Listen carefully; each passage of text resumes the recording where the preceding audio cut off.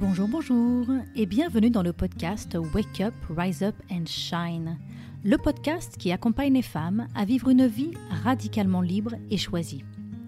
Je suis Christine Levicki, coach, entrepreneur, maman et femme qui ose briller sans retenue ni délai.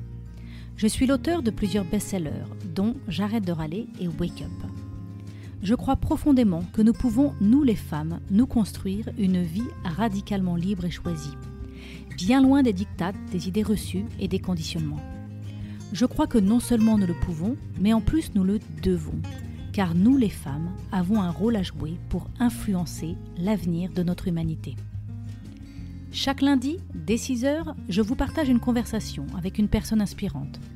À travers les différents épisodes, je souhaite vous aider, selon vos désirs, à avoir une famille sereine et joyeuse, un métier qui vous fait kiffer, des finances dont vous pouvez être fiers, du temps et de l'énergie pour prendre soin de vous et vous amuser, et une sexualité délicieuse et libérée. Et si vous êtes une femme ambitieuse mais essoufflée et que vous avez envie de reconnecter avec ce qui vous fait vibrer, alors je vous invite à réserver dès aujourd'hui votre place pour la prochaine session de mon programme La Voix d'Athéna. On commence le 20 novembre pour une aventure de sororité de 3 mois. Vous trouverez les informations sur mon site www.christinelevicki.com.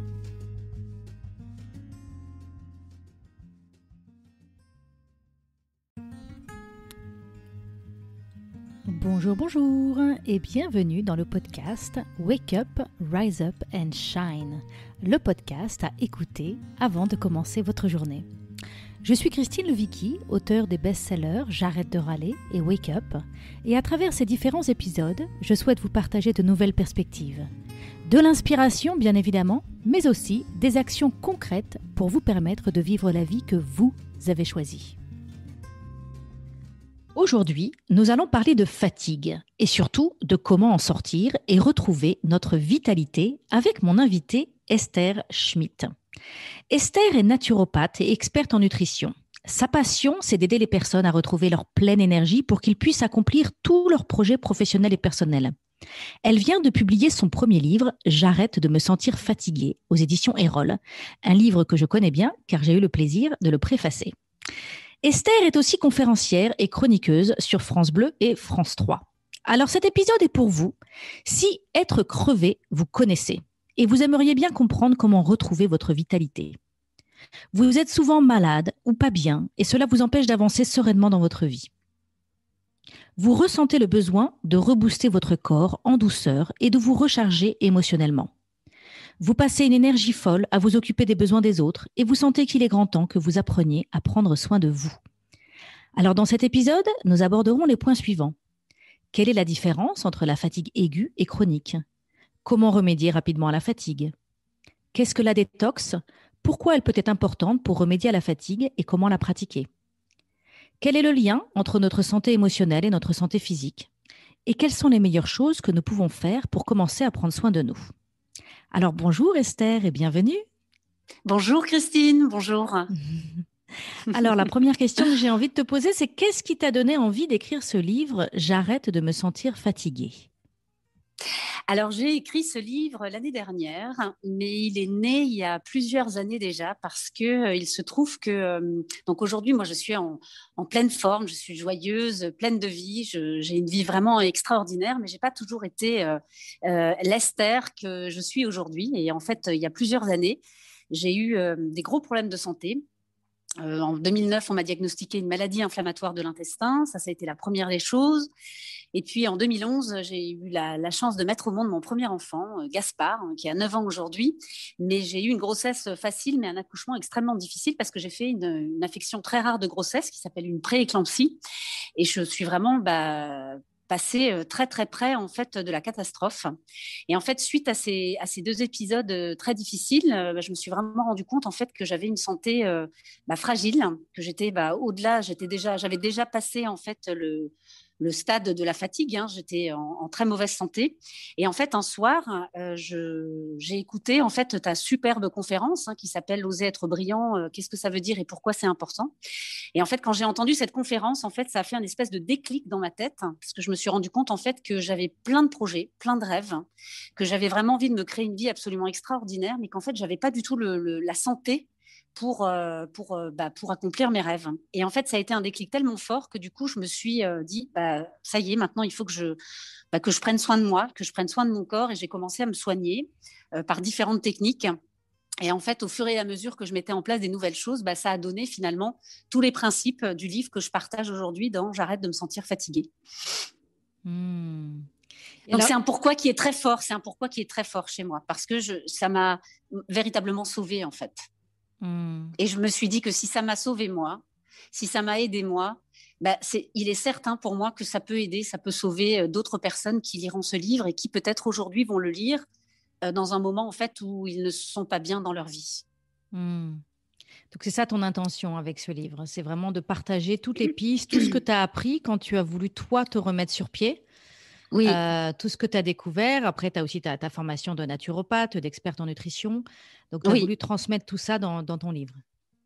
Oui, exactement. J'ai voulu transmettre en fait surtout des choses simples et faciles à mettre en place parce que je me rends compte parfois que quand on est fatigué, quand on a des problèmes de santé, on a parfois des objectifs et des rêves qui sont très grands et très forts et on ne sait pas finalement quel chemin emprunter pour pouvoir accomplir tout cela.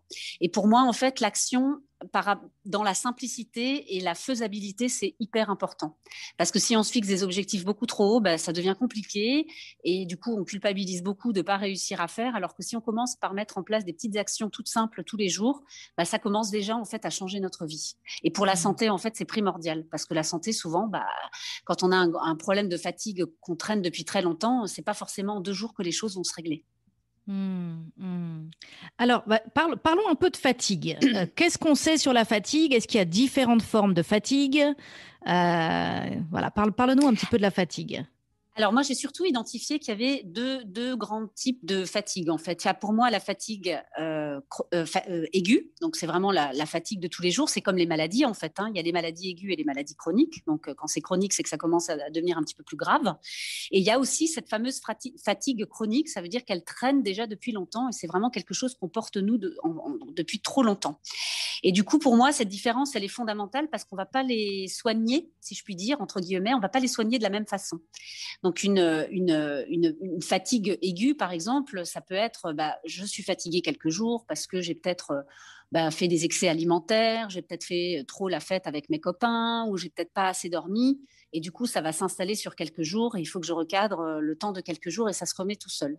En revanche, la fatigue chronique, c'est quand on a à l'intérieur de nous des choses qui vont venir nous plomber, mais qui vont venir vraiment alourdir notre quotidien. Et ça va se cumuler en fait journée après journée après journée. Et on peut se retrouver finalement au fil des mois à pas savoir comment se sortir de cette fatigue. Et une fois de plus, on va pas la traiter de la même façon. Donc pour moi, il faut vraiment faire le distinguo entre est-ce que je suis vraiment quelqu'un de fatigué depuis toujours ou depuis trop longtemps? Ou alors, est-ce que je suis juste un petit peu crevée là parce qu'on est mercredi et puis j'ai peut-être trop fait la fête ce week-end et du coup, ça va pas être la même façon. On va pas s'en occuper de la même manière. Alors, qu'est-ce que tu peux nous dire par rapport, enfin, comment remédier à la fatigue? Comment savoir Alors, voilà, je t'écoute. Comment savoir? Alors, la fatigue, la petite fatigue, en fait, un petit peu post-week-end ou quand on est un petit peu fatigué après 15 jours. Là, généralement, la première des choses pour moi, c'est déjà de se coucher plus tôt. Parce que le sommeil, en fait, pour moi, c'est une clé fondamentale pour la fatigue. Il a absolument des pouvoirs magiques. Parce que ce qu'il faut savoir, en fait, c'est que effectivement, il y a toujours ce dicton qui dit que les heures avant minuit comptent double. Alors, est-ce que c'est vrai? Est-ce que je ne sais pas si c'est prouvé scientifiquement, mais ce qui est sûr, c'est que plus on va avancer notre heure de coucher, plus on va respecter en fait le processus de réparation que le corps en fait va faire pendant la nuit. Parce que pendant la nuit, en fait, il y a différents stades qui se produisent. Le premier stade, en fait, c'est la digestion. Donc là, on digère tout ce qu'on a mangé pendant la journée, mais on digère aussi tout ce qu'on sait manger entre guillemets pendant toute la journée. Donc toutes les émotions, le stress, les pensées, les idées fixes, tout ce qu'on rumine en fait au niveau du mental, ça aussi, il va falloir que le corps en fait le digère. Une fois qu'il a fait ce travail de digestion, il va faire un travail de nettoyage parce qu'en fait, on est des êtres vivants. On a des cellules, on a des liquides, sang, lymphe et des sérums, et tout ce petit monde en fait, il va se nettoyer pendant la nuit. Une fois qu'il a fini de se nettoyer, là, il va passer à la reconstruction. Donc, on a des cellules qui vont mourir, on a des cellules qui vont naître, on a notre corps en fait qui va se renforcer. Et une fois que ce travail de revitalisation se fait pendant la nuit, eh bien, en fin de nuit, vers 5 heures du matin, on va avoir 2 heures en fait où le corps en fait il va se recharger au niveau du système immunitaire et au niveau du système nerveux. Et ça, c'est super important. Et du coup, qu'est-ce qui fait que si on décale toujours, si on a toujours tendance à se coucher tard, comme tu vois, 23h30, minuit, ce que les gens finalement font beaucoup, tu vois, surtout quand on est maman, on a des choses à faire, parfois on travaille encore un petit peu le soir, on va se coucher trop tard. Et du coup, tout le processus va quand même se faire, mais ce sera toujours au détriment de la recherche du système nerveux et du système immunitaire, puisque ces deux phases, en fait, elles arrivent en dernier. D'où l'importance, en fait, de vraiment se coucher tôt. Donc ça, c'est déjà la première des choses.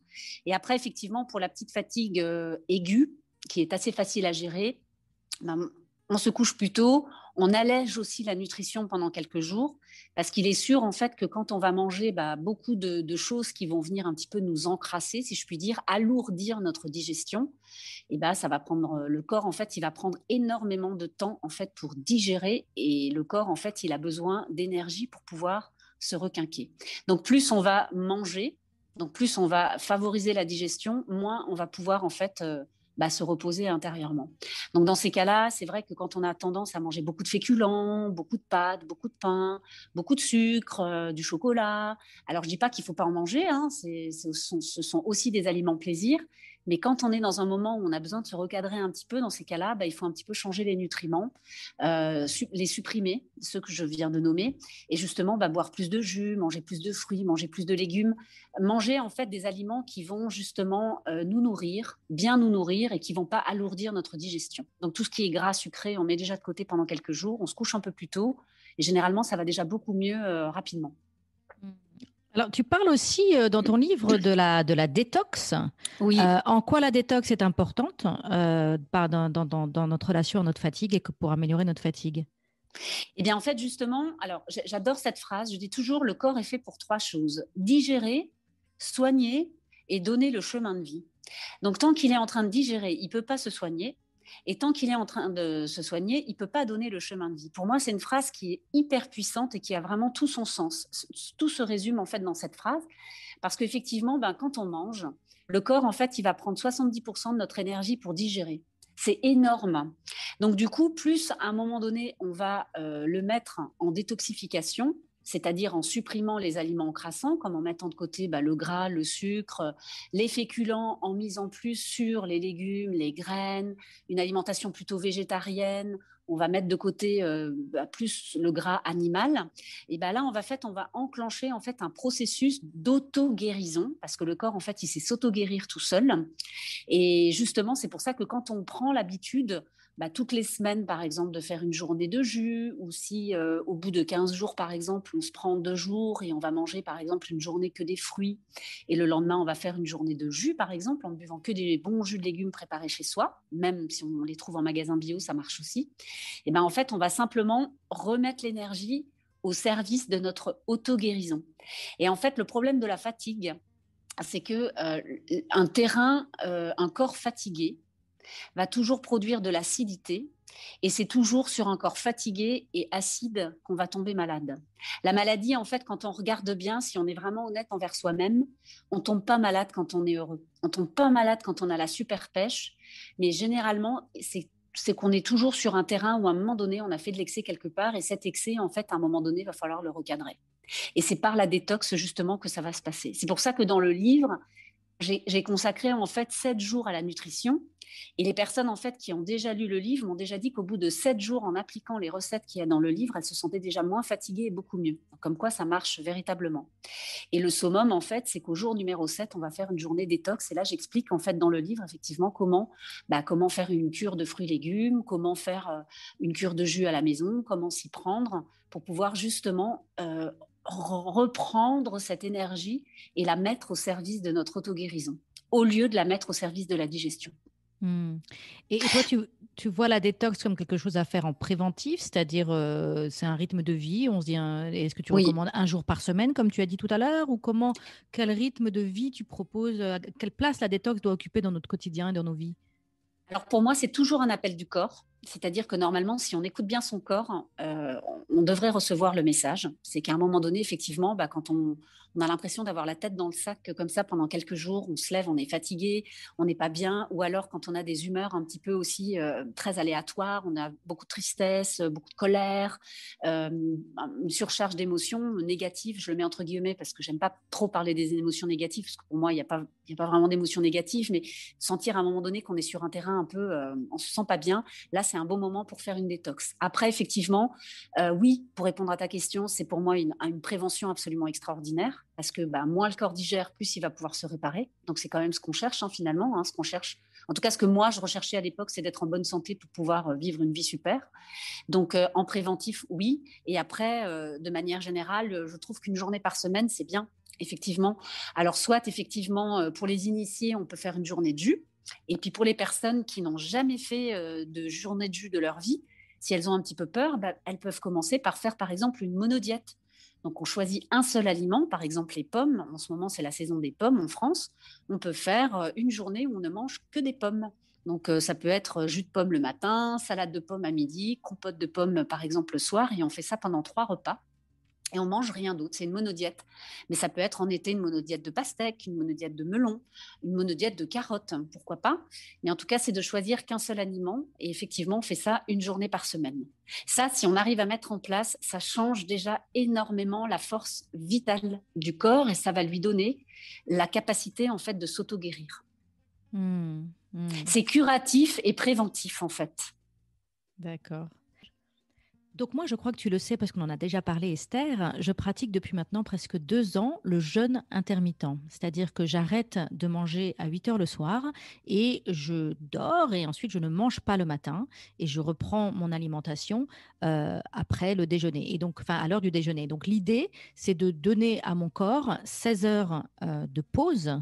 Donc 12 heures, je crois que c'est ça, ça fait 16 heures, j'ai un trou là Oui, oui, c'est ça. oui, De à donner peu au près. corps 16 heures de pause, donc 12 heures pour digérer les aliments et ensuite je lui donne 4 heures pour se soigner, où justement il n'a plus rien à digérer, il a fait tout ce fameux travail de digestion et il a 4 heures pour se soigner. Donc je voulais savoir ce que tu pensais du jeûne intermittent, quelle est ton approche, est-ce que tu peux nous apprendre quelque chose là-dessus?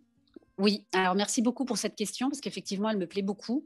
Alors, ce que je trouve génial, effectivement, dans le jeûne intermittent, c'est qu'effectivement, le fait de ne pas manger le matin, alors ça peut être par exemple de ne pas manger le soir, un jeûne intermittent, ça peut être aussi de choisir de manger un petit déjeuner, de manger à midi et de ne pas manger le soir, par exemple.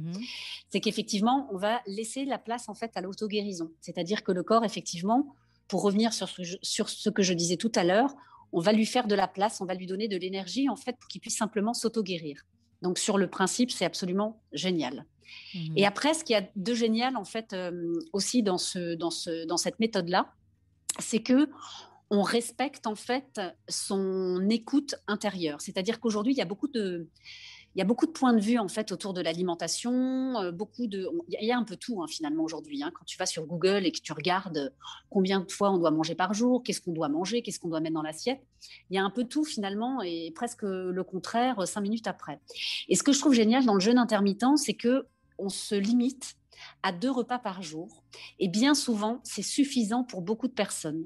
Parce que combien de personnes, en fait, parfois s'obligent à manger le matin parce qu'on a été éduqué comme ça, parce qu'on nous a dit qu'il fallait jamais partir à l'école le ventre vide, alors qu'en fait, il y a plein de gens qui sont pas faits pour manger le matin. Et ça, c'est vachement important, selon moi, de le respecter.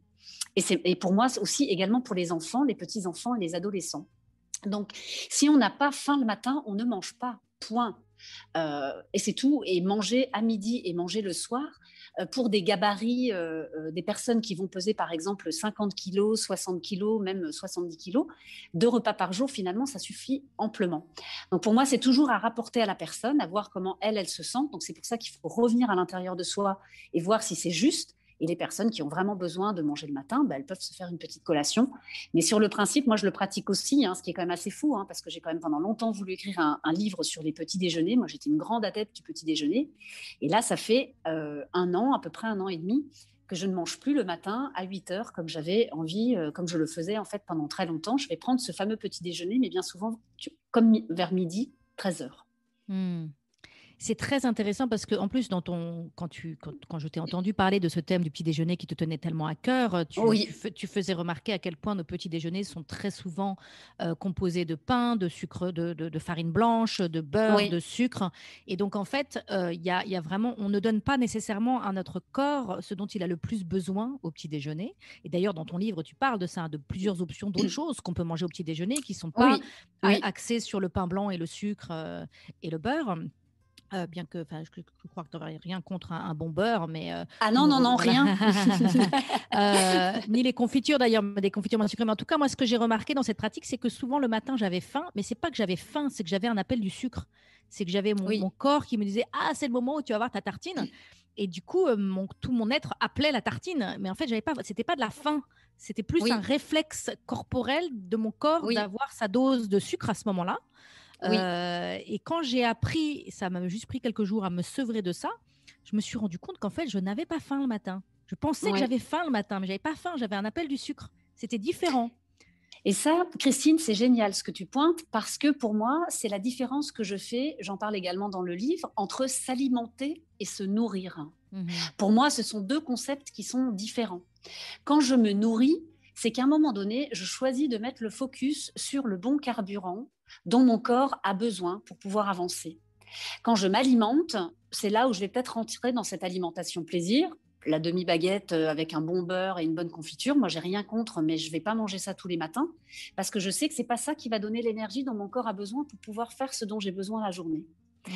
Et effectivement, quand on choisit de se nourrir au lieu de s'alimenter, ce qui se passe à un moment donné, la bascule qui se produit et que toi tu as déjà passé visiblement, c'est que finalement, au bout de quelques jours, quand le corps reçoit les bons nutriments, il va plus venir te titiller le matin avec le sucre, parce qu'en Mhm. fait, il a ce dont il a besoin. Et quand le corps a ce dont il a besoin, il va plus venir toquer à la porte pour nous dire, allez, un petit carreau de chocolat le soir. Moi, j'étais une grande adepte du chocolat le soir devant la télé. J'étais une grande adepte des petits déjeuners sucrés. Et en fait, maintenant, c'est terminé. Même les amandes, les noix, qui sont quelque chose de très sain, moi, j'en mange 3, 4 et j'ai plus du tout envie de manger la moitié du paquet comme ça pouvait m'arriver avant. Parce qu'en fait, mon corps, en fait, à un moment donné, maintenant, il sait tout seul. Voilà. Donc, il sait tout seul. Et ça, C'est- c'est- quand on en arrive à ce moment-là, j'en parlais avec une personne avec qui je travaille en ce moment, je lui ai dit, en ce moment, moi, dans ma nutrition, j'ai l'impression qu'en fait, je suis arrivée à un moment d'extase. C'est vraiment le mot que j'ai utilisé, c'est l'extase, en fait. Parce que j'ai plus de fringales, j'ai une super énergie, j'ai plus envie d'aller voilà, de ce petit carreau de chocolat, etc. Mais si un jour j'en ai vraiment envie, entre 16h et 17h, je vais me l'octroyer, je vais m'en choisir un bon, mais je vais me le permettre. Mais j'ai plus ces petits trucs qui pouvaient venir me titiller avant. Et quand on a passé cette bascule, je trouve que là, c'est extraordinaire. Oui, parce que ce que je remarque, moi, ce que je dis aux personnes, donc ça peut être la détox, ça peut être ta méthode, ça peut être le jeûne intermittent. En tout cas, ce que j'ai remarqué dans cette démarche-là, c'est qu'à un moment donné, le corps se met à nous parler. Mais Oui, vraiment, et à nous oui, dire, j'ai envie de ça, j'ouvre le frigo, et puis vraiment, littéralement, mon corps me dit, prends l'avocat. Et c'est pas que je me dis, il oui, faudrait que je prenne l'avocat parce que c'est ça qui est bon pour moi. C'est littéralement, mon corps me dit, tu as envie d'avocat. Alors, je dis, ah ben, donc j'ai envie de ce qui est sain oui, pour moi. Et je n'ai bah plus oui, envie de ce qui n'est pas sain pour moi. Et donc, il n'y a plus oui. d'effort à faire. Il n'y a plus d'effort à se forcer à pas manger ce qui n'est pas bon pour nous. Parce que naturellement, le corps. Alors, par contre, moi, tu parlais tout à l'heure de la petite sucrerie, le carré de chocolat à 16h ou 17h. Ce que je fais aussi, c'est que si par hasard, il y a eu des croissants au petit déjeuner ou une baguette fraîche Oui, ou quelque chose qui me fait envie, eh ben, je dis à tous mes enfants, vous m'en gardez un et oui, je me le mange au goûter. Parce qu'effectivement, c'est bah le très moment. bien. Est-ce qu'on peut parler de ça, du goûter et de Bien cette sûr, avec heure plaisir. où, et pourquoi cette heure-là est particulièrement propice à avoir un carré de chocolat ou une petite sucrerie ou un croissant, où c'est le moment où c'est le plus adapté pour ça. Parce qu'en fait, on a des pics de cortisol que le corps sécrète en fait automatiquement pour tout le monde à différents moments de la journée. Le matin quand on se lève, à midi, un petit peu le soir, mais pas au niveau du goûter. Et en fait, à chaque pic de cortisol qui est sécrété, il y a une dose de sucre qui est envoyée dans le corps. Parce que le corps, en fait, il fabrique tout seul son sucre. Donc du coup, quand on apporte trop de sucre le matin, le midi et le soir, donc là je parle pas du tout du goûter, hein, on a du sucre on a en fait un trop plein de sucre et concrètement le soir, le corps ne sait pas quoi en faire, et particulièrement après 18 heures. Donc là généralement, qu'est-ce qui se passe? Soit ça encrasse le corps, ça fabrique des toxines puisque le corps il sait pas quoi en faire, donc il va aller les loger quelque part dans les cellules. Et puis au bout d'un moment, quand on s'alimente comme ça tout le temps, ça finit par encrasser. Et le soir après 18 heures, généralement, ça va venir se planquer dans les petits tissus adipeux. Et c'est pour ça que souvent, on a tendance aussi à prendre un petit peu du poids parce qu'on mange sucré à la mauvaise heure, généralement après 18 heures. Et du coup, comme on n'a pas ce fameux pic de cortisol, on a un petit peu une baisse d'énergie au moment du goûter. Et c'est là, en fait, où le corps, il va falloir nourrir le cerveau, il va falloir lui donner un petit coup de boost pour qu'il puisse, en fait, terminer sa journée correctement. Et donc, c'est en général vers 17-18 heures maximum dans cette fourchette-là où c'est bon de donner du sucre rapide pour aller nourrir le cerveau de façon à ce qu'il puisse terminer sa journée avec encore les dernières tâches quotidiennes qu'il a à faire. Et après, on file au dodo. Donc le goûter, en fait, il a vraiment sa place. Moi, je dis souvent aux gens, si vous voulez pas manger le matin, reconnectez-vous avec le goûter et alors sacralisez-le, le goûter, quoi. Organisez-vous quelque chose qui vous fasse vraiment plaisir. Ça peut être des fruits, ça peut être un petit carreau de chocolat, ça peut être une banane, ça peut être des fruits secs. Et puis, une fois de temps en temps, si on a un super pâtissier à côté de chez soi ou comme un croissant, par exemple, pour toi, super. Mais alors, on prend rendez-vous avec le sucre. Et on l'honore, quoi. On prend rendez-vous avec lui, on lui fait sa fête, et on parle avec notre corps, on dit, voilà, là c'est le bon moment, puis j'adore cette pâtisserie, et alors je vais une fois par semaine au bon pâtissier du coin, et alors je vais me payer quelque chose qui me fait vraiment plaisir. Et après, le reste dans la semaine, voilà, des fruits secs, un peu de chocolat, ça peut être une tartine de confiture, un bon gâteau fait maison, mais le sucre plutôt entre 16 et 17 heures. C'est pour ça que les enfants, en fait, finalement, ce concept de goûter pour les gamins, ça a vraiment du sens aussi. C'est pour que, justement, ils tiennent un petit peu encore, justement, la fin de la journée, qu'ils puissent se mettre à table, manger quelque chose et aller se coucher sereinement. Super. Alors là, on a passé toute la première partie de cette oui. interview à parler de nutrition. Mais c'est important. C'est très important, c'est très important. Mais dans ton livre, tu parles pas que de nutrition. Tu passes aussi. Non. Il y a donc un livre 21 jours, 21 jours pour travailler sur retrouver. Non, c'est ça, 21 jours pour renforcer notre système immunitaire et retrouver notre vitalité. Et dans ce livre, il y a 7 jours qui sont consacrés à la construction d'un mental robuste. Alors, quel est le lien avec la fatigue ? Alors justement, le lien, la fatigue, il est là. Il est en fait dans cette notion de fatigue chronique. Donc je l'ai expliqué au début de l'interview, qu'il y a la fatigue aiguë et la fatigue chronique. Et en fait, dans la fatigue chronique, généralement, c'est tout ce bavardage en fait mental qu'on va avoir, avec souvent, on va discuter, on va avoir des peurs, on va avoir des points de vue qui généralement sont limitants, on va s'empêcher de faire des choses, on va procrastiner, plus on va procrastiner dans notre activité, plus on va culpabiliser souvent, ça vient avec. Et en fait, on a tout ce bavardage en fait dans la tête, on a des projets mais on ne sait pas comment les mettre en place, on pense qu'on est, je ne sais pas moi, pas assez bien pour le faire, ou qu'on n'a pas assez d'argent pour mettre ça en place, ou qu'on est jeune maman et que la priorité doit être nos enfants et donc on ne peut pas créer par exemple notre activité d'entrepreneur. En fait, c'est tout ce bavardage en fait qui va être extrêmement pesant et qui va prendre beaucoup d'énergie et qui va vraiment plomber à un moment donné notre fatigue. Donc pour moi, en fait, je ne pouvais pas écrire un livre pour expliquer en fait que la fatigue se règle juste avec la nutrition. Parce qu'aujourd'hui, finalement, quand tu vas un petit peu sur Internet et tu regardes des solutions par rapport à la fatigue, on en vient toujours à la nutrition ou au sommeil. Mais cette charge mentale, on en parle rarement. Et je trouve ça vraiment dommage parce que finalement, ça va venir aussi énormément plomber notre énergie. Et je trouve que là aussi, il y aurait des choses à faire pour justement se sentir beaucoup mieux. Alors, qu'est-ce qu'on peut faire, par exemple, pour construire un mental par exemple, robuste ? Alors moi, j'avais envie d'insister sur des choses qui m'ont beaucoup parlé à moi. Elles sont alors il y en a plein dans le livre, mais il y en a vraiment 3 moi qui m'accompagnent tous les jours dans mon quotidien. Un, c'est le calme. Ramener du calme à l'intérieur de soi. On a des quotidiens qui sont parfois surchargés. On fait plein de choses, on a envie de sortir, de travailler, de créer. On a nos enfants, notre mari, notre femme, peu importe. Et parfois, on ne prend pas assez de temps en fait juste à ne rien faire, juste être dans la contemplation, juste être dans voilà, admirer quelque chose, être dans un paysage, marcher dans la nature en silence, juste remettre un petit peu de calme dans notre quotidien. Donc ça, c'est une première chose qui a été fondamentale pour moi, parce que moi, je suis quelqu'un d'assez dynamique, justement, et parfois, je suis dans le trop, et que je me suis vraiment rendu compte, en fait, qu'il fallait que je remette, en fait, de l'écologie intérieure. Et pour moi, l'écologie intérieure, à un moment donné, c'est de revenir justement, dans le rien, quoi, pour remettre un peu d'équilibre. Et la deuxième chose, c'est tout ce qui était autour des points de vue. Moi, c'est aussi quelque chose qui m'a beaucoup. J'avais beaucoup de points de vue, hein, moi, il y a quelques années, hein, comme quoi je ne pouvais pas développer mon activité professionnelle parce que j'avais des petits-enfants. Ça a été un point de vue en fait, qui a été longtemps, longtemps présent, que ma priorité, c'était mes gamins et que du coup, je ne pouvais rien faire d'autre à côté. Mais du coup, quelque part, je n'étais pas satisfaite. Mon âme, mon cœur, en fait, n'était pas satisfait parce que quelque part, je m'empêchais finalement d'avancer sur ma route. Et c'est bien de consacrer du temps à ses enfants, hein, je n'ai pas de regrets par rapport à ça, mais ça ne veut pas dire que parce que j'ai des enfants, je ne pourrai plus rien faire à côté. Donc après, les points de vue, ça peut être des gens qui ont envie de changer de métier, mais qui n'osent pas, par exemple, faire les démarches pour déjà travailler sur leur propre développement personnel, pour voir ce qu'ils aimeraient faire. Parfois, on a l'impression qu'on est trop vieux pour commencer une formation. Tout ça, c'est des points de vue en fait, qui nous empêchent d'avancer. Et je trouve que ça, c'est extrêmement toxique en fait, pour soi. Et du coup, la troisième chose, et ça, je trouve qu'elle vient en fait en conclusion justement de ce concept du point de vue, c'est l'action. En fait, pour moi, l'action, en fait, c'est la solution pour tout, quoi.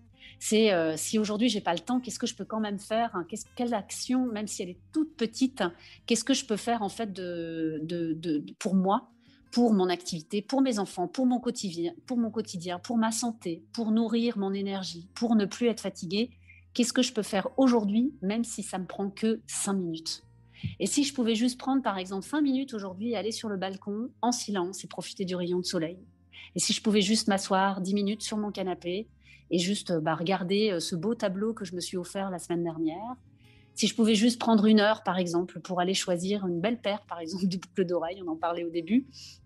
Tu vois, quelque chose, par exemple, qui nous fasse plaisir, lire quelques pages, écouter une conférence inspirante. Voilà, qu'est-ce que je vais prendre en fait qu'est-ce que je vais mettre en place pour me nourrir moi. Et je sais combien c'est difficile hein, parfois de procrastiner, de rester dans ce mental en fait. Mais je l'ai été, hein, moi beaucoup. On a d'ailleurs beaucoup travaillé ensemble, toi et moi, hein, rappelle-toi, hein, sur ça. Moi, je me rappellerai toujours, je t'avais parlé d'un projet que je voulais faire dans mon travail et tu m'avais à un moment donné arrêté. Tu m'avais dit, mais tu peux pas être dans ta cuisine et rêver des choses dans ta cuisine si tu mets pas une petite action en place. Et ça, je me rappelle que cette phrase, ça avait fait un boom. Je me suis dit, mais c'est vrai. Et donc, à partir de demain, qu'est-ce que je fais? Mais je reste dans le faire. Donc, le calme, limiter les points de vue et surtout rester dans l'action, même si je suis fatiguée, même si j'ai pas le moral, même si je suis en colère, même si je suis pas bien. Qu'est-ce que je peux faire à la hauteur de la qualité de ma journée? Et demain, je ferai incontestablement mieux parce que demain sera un autre jour et le soleil reviendra peut-être dans mon cœur. Reprendre en main. En fait, on peut laisser la journée se passer et décider à la fin de la journée si c'était une journée pourrie ou une journée géniale. Ou on Oui, peut se lever le matin en se disant, bah, il va se passer plein de choses aujourd'hui, je vais être sollicité de tous les côtés, il y a trop de choses à faire oui, et il n'y a pas assez de temps. Ok, tout ça, c'est pareil pour tout le monde. Mais qu'est-ce que moi, je vais faire aujourd'hui pour prendre soin de moi, voilà. ou pour que la journée soit agréable pour moi? Quelle va être la chose que je prends la responsabilité que cette chose se produise aujourd'hui et ça va faire de cette journée une belle journée. Exactement. Et c'est pour ça que j'ai voulu commencer ce livre avec la nutrition, parce que en tout cas, quand moi j'ai réglé mon problème de nutrition, c'est-à-dire qu'à un moment donné, je me suis dit, bah maintenant, je veux manger autrement. Et bah, quand je parlais d'extase justement tout à l'heure, c'est qu'aujourd'hui, moi, le sujet de la nutrition, pour moi, il est réglé, quoi. J'ai plus besoin moi, de me demander aujourd'hui qu'est-ce que je dois manger, qu'est-ce qu'il faut que je mange. C'est plus un sujet pour moi, quoi. Mhm. Parce que je me connais maintenant, je m'écoute, je me connais, et donc je peux prendre ce temps et le mettre au service d'autre chose. Donc moi aujourd'hui, je suis vraiment Mhm. au service de mon propre développement personnel, de mon activité. J'ai mes enfants qui grandissent, mais aujourd'hui ça va beaucoup mieux que ça ne l'a été. Et je trouve que justement dans ce livre, ce qui est génial, c'est de faire ce parcours en fait tout en douceur. Hein. Et finalement, petit à petit, avec une petite action, en 21 jours, on arrive déjà à changer quelque chose dans notre vie. Et c'est ça que j'avais envie de montrer, qu'en peu de temps, finalement, on peut faire quelque chose de grand pour soi. Mhm. Mhm. C'est ça qui est vraiment agréable, en effet, c'est ton approche très pragmatique, très simple, très accessible. dans ton livre, tu ne nous proposes pas de faire des trucs qu'on connaît pas. Enfin, je sais pas comment dire. C'est vraiment tout est à portée de main, j'ai envie de dire. Tout est à portée de main pour le Oui, faire. ben oui. C'est un petit pas à la fois, quoi. Tiens, aujourd'hui, on va faire ça. Tiens, demain, on va faire ça. Et un petit Et pas, un ben petit oui, oui, un petit pas. Parce que c'est vrai qu'aujourd'hui, en tout cas, là, je vais vraiment parler que pour moi. Mais moi, il y a un moment donné, quand je suis rentrée dans le monde du développement personnel, il y a 8 ans, eh bien, moi, j'ai un moment donné, je pense que je me suis noyée aussi par toutes les techniques qui étaient proposées. Et je me rappelle que je faisais le Miracle Morning, je me levais le matin à 5 heures, je faisais ça pendant 2 heures et demie. Mais j'avais du mal. J'avais du mal parce que j'étais maman, que j'avais une petite fille que j'étais en train d'allaiter, j'avais un petit garçon de 4 ans. C'était difficile pour moi de me lever à 5 heures. C'était difficile aussi parfois de méditer tous les jours, 1 heure, 1 heure et demie, de faire encore en plus du yoga, etc. Et à un moment donné, je me suis dit, ben, si je peux pas faire tout ça, qu'est-ce que je peux faire en fait qui soit juste pour moi? Et Mhm. si c'est me lever à 6 heures et de faire quelque chose juste de 6 heures à 6h15, parce que le matin, j'ai pas plus de 15 minutes, mais au moins je fais 15 minutes. Et Mhm. en fait, c'est juste ça, c'est même si c'est un petit truc, qu'est-ce que je fais chaque jour? Parce qu'il y a quelque chose que tu as dit tout à l'heure qui m'a énormément touchée, c'est quand tu parlais de ta capacité aujourd'hui à ouvrir le frigo et à choisir l'avocat et pas choisir le chocolat. Et ben, quand on est capable, en fait, à un moment donné, d'écouter nos points de vue limitants, quand on est capable d'écouter la maladie, quand on est capable d'écouter notre colère, et ben à un moment donné, on doit aussi être capable, je pense, d'écouter ce qui est bon pour nous. Et quand on commence à choisir l'avocat au lieu de choisir le chocolat, et quand on commence à choisir l'action et la petite méditation, même si c'est que 15 minutes, notre corps va nous parler. Et il va nous dire, mais ça, cette Mhm. petite méditation du matin, c'est que 15 minutes, mais moi, ça me fait du bien. Est-ce que tu voudrais bien te lever encore demain matin pour me refaire faire ça parce que j'ai trouvé ça génial? Et c'est vrai que si on est capable d'écouter ce qui ne va pas dans la vie, et souvent on est bien capable d'écouter tous les Mhm. problèmes, les râleries, les complications, les frustrations, les manques, etc., mais quelque part, on doit aussi être capable d'écouter ce qui va bien. Et le corps, il sait nous dire quand il est content. Mhm. Et à un Mhm. moment donné, cette fameuse bascule, elle se fait aussi d'elle-même. Parce qu'après, le chocolat, on ne le regarde plus, on va prendre l'avocat. On Mhm. choisira le positif plutôt que le négatif. On choisira la joie plutôt que les pleurs. On choisira l'amour plutôt que la haine. Ça va se faire tout seul, en fait. Mais il faut commencer. Mhm. Mhm. Il y a un beau message dans ton livre vraiment de réapprendre à s'écouter. Euh, Exactement, ouais, bah oui. voilà. Et c'est vrai qu'on vit des vies surstimulées, débordées, toujours à être inquiet être à la hauteur de ce qu'on pense que les autres attendent de nous, essayer de tout faire, jongler. Je dis parfois on est un peu comme une poule à qui on a coupé la tête, on court dans tous les sens, on ne sait pas trop où on va. Et toi là, tu nous invites à faire un retour à soi, à ralentir et à faire des petits choix différents, plein de petits choix différents sur la journée pour petit à petit s'honorer et réapprendre à être en lien avec nous-mêmes, avec Oui, notre corps, notre mental, notre âme qui nous parle, en fait. Euh, exactement. Et être en lien avec soi, parce que ce qui marche pour moi ne marchera pas forcément pour quelqu'un d'autre. Et ce qui a marché pour mon voisin, mon mari, ma femme ou mes enfants ne marchera pas forcément pour moi.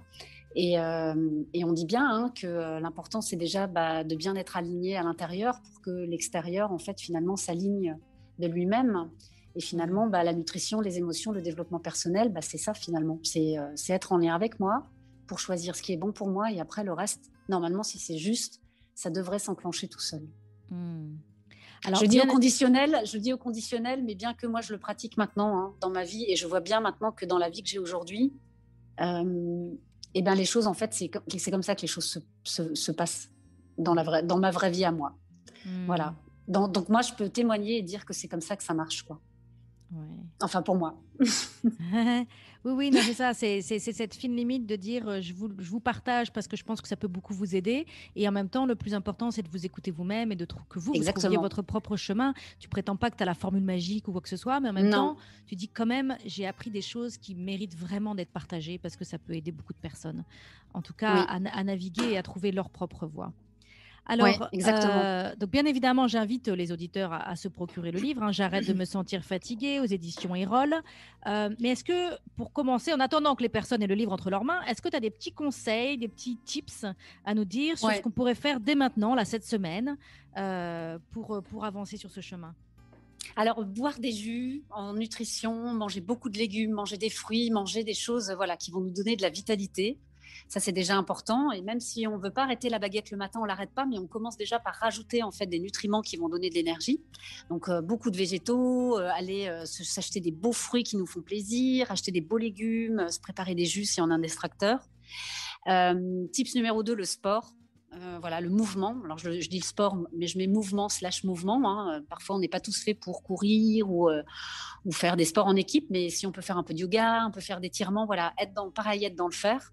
Et moi, je parle du sport, ça n'a pas été ma porte d'entrée à moi. Moi, j'ai eu beaucoup de mal à me mettre une hygiène sportive en place.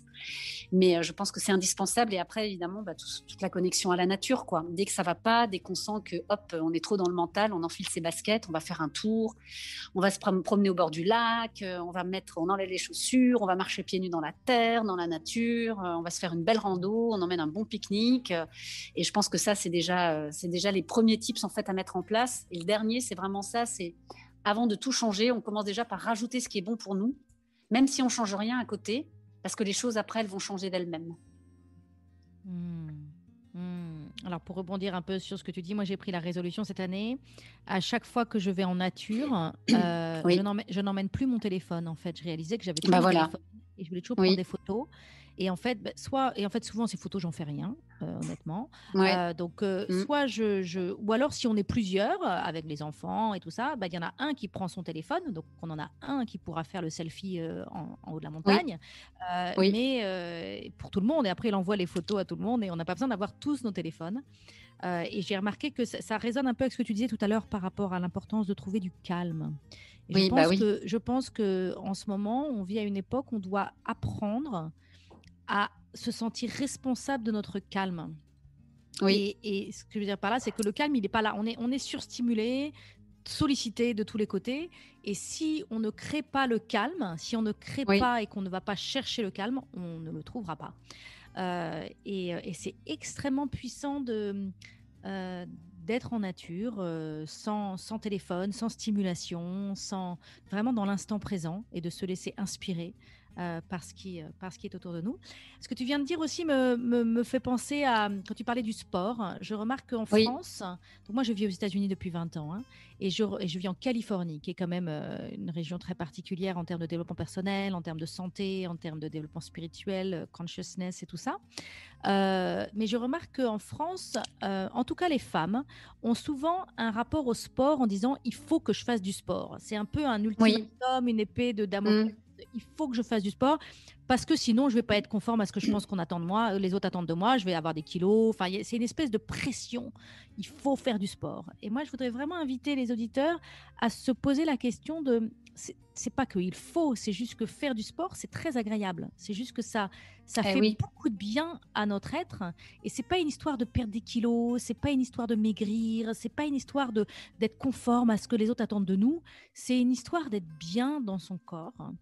Et donc, je voudrais inviter les auditeurs à se poser la question de quel serait le sport que je pourrais trouver, et j'ai même pas envie de l'appeler sport en fait, quelle serait l'activité physique, l'activité corporelle que je pourrais trouver qui me fait vraiment plaisir, qui fait vraiment chanter mon corps. Mon corps, tiens, mon cœur, j'allais dire, mais c'est mon corps.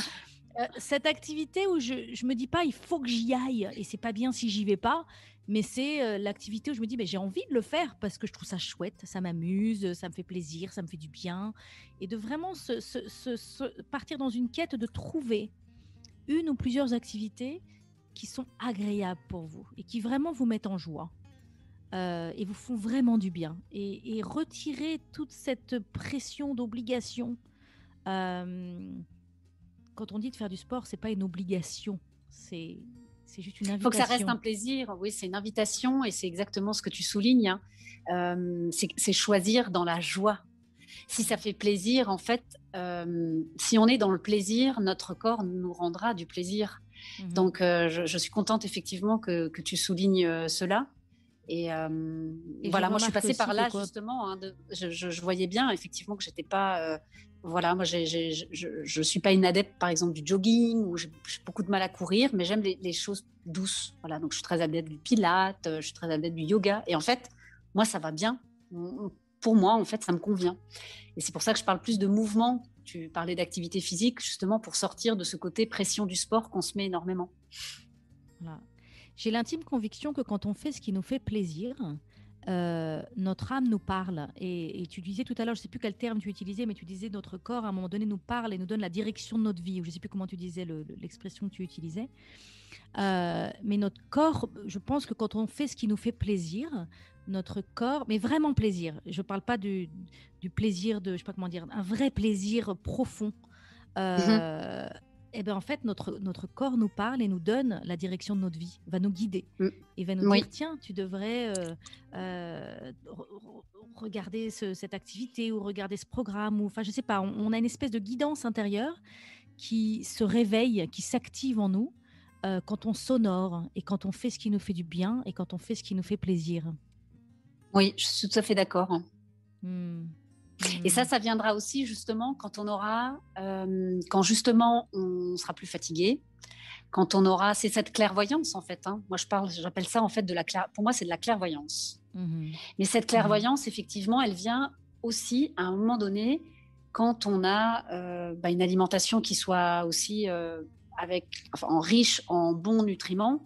Parce que quand on a une alimentation, pour revenir juste sur l'alimentation, c'est vrai que plus on va avoir une alimentation qui va être plombante, encrassante, c'est justement cette lucidité, cette clairvoyance dont tu parles, on va y avoir plus difficilement accès.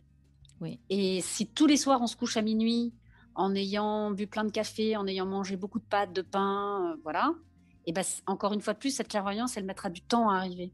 C'est pour ça que pour moi, c'est travailler vraiment avec douceur, bienveillance et sans jugement sur l'ensemble des pôles, mais travailler un petit peu tous les jours sur chaque chose.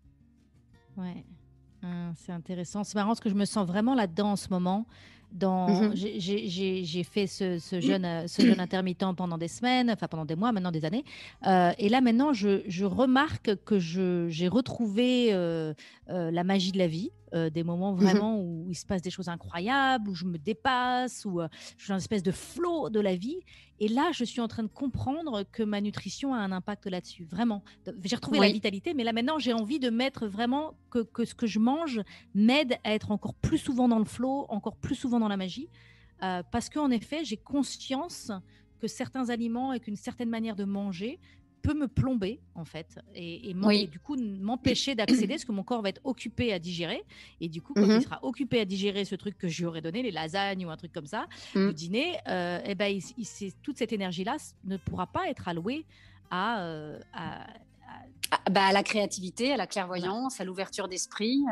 Voilà, super. Écoute, on arrive à la fin de cet épisode. On aurait pu en parler pendant des heures. On arrive à la fin de cet épisode.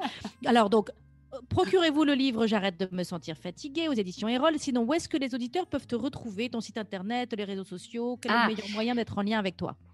Alors déjà sur les réseaux sociaux, j'ai un compte Facebook, Esther Schmitt, et j'ai créé un groupe qui s'appelle J'arrête de me sentir fatiguée, justement où j'avais envie de réunir tous les lecteurs ou toutes les personnes qui ont envie de lire le livre. Donc c'est un groupe que j'ai fondé où je donne beaucoup de contenu, justement des recettes végétariennes, véganes, mais flexitariennes aussi parce que moi je mange de tout, donc je partage tout. Je partage vraiment plein de petits conseils sympas et puis on se fait des petits challenges aussi entre nous de détox justement. Donc c'est un groupe qui s'appelle J'arrête de me sentir fatiguée. Il se trouve facilement sur Facebook. Il y a juste à faire la demande, j'accepte et puis hop, on est partis tous ensemble. Après, j'ai un site internet www.estherschmitt avec 2t.com et je suis aussi, j'ai une page Instagram où je partage aussi beaucoup de contenu, beaucoup de recettes. On me trouve sous Esther Schmitt. Et voilà, je crois que c'est tout, mais je crois que c'est déjà pas mal. C'est déjà pas mal, c'est déjà très bien. C'est déjà très bien. Ben écoute, merci beaucoup Esther et à très bientôt. Merci à vous, merci infiniment. À bientôt. Si vous avez aimé cet épisode et que vous avez envie d'enchaîner avec un autre ou deux autres, je vous invite à découvrir l'épisode 5 que j'avais enregistré avec Esther au début de la crise sanitaire du Covid. Le thème de cet épisode, booster notre système immunitaire. Vous pouvez aussi découvrir l'épisode 7 sur le thème Oser être brillant, qui reprend certains des enseignements clés de la grande conférence Oser être brillant, qu'est-ce que ça veut dire et pourquoi c'est important, dont Esther vous a parlé aujourd'hui. Si vous avez aimé ce podcast, abonnez-vous pour que je puisse continuer à vous apporter des ressources pour vous aider à vivre pleinement la vie que vous avez choisie. Si vous écoutez sur Apple Podcast, laissez-moi 5 étoiles. C'est vraiment le meilleur moyen de m'encourager et de me soutenir. Et si vous avez envie d'aller plus loin, j'ai créé pour vous un programme vidéo gratuit sur 5 jours pour vous aider à ne plus vivre votre vie à moitié endormie. Vous pourrez le trouver sur mon site internet www.christinelevicky.com. À bientôt pour un autre épisode à écouter avant de commencer votre journée.